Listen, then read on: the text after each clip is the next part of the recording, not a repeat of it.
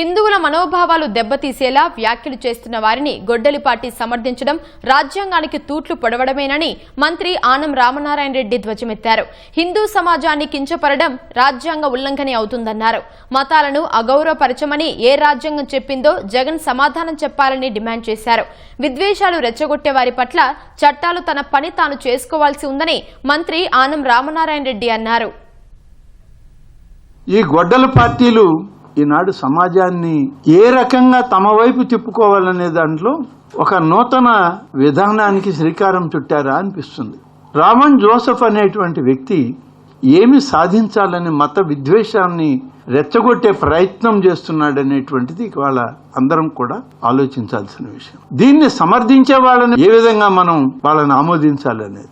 ఎవరిచ్చారు మీకు ఈ హక్కు? మీ రాజారెడ్డి రాజకీయంలో రాజ్యాంగంలో రాసుకున్నారా మీరు అని అడుగుతున్నాను. నీ స్వార్థ ప్రయోజనాలకి ఒక వ్యక్తిని, ఒక వ్యవస్థని, మత విధ్వంసానికి ఇవాళ నువ్వు శ్రీకారం చుట్టావు. రావణ్ జోసెఫ్ అనేటువంటి వ్యక్తి ద్వారా జగన్మోహన్ రెడ్డి చేస్తున్నటువంటి ఈ కుతంత్రం, కుట్ర భారత రాజ్యాంగ విలువల్ని తగ్గించేదిగా ఉంది అనేటువంటిది ఇవాళ మనం గుర్తు చేసుకోవాల్సిన అవసరం ఉంది. కోట్లాది మంది హిందువుల మనోభావాలు ముఖ్యమా, లేకుంటే జగన్ రెడ్డి గారికి రావణ్ జోసెఫ్ చేసిన వ్యాఖ్యలు ముఖ్యమా?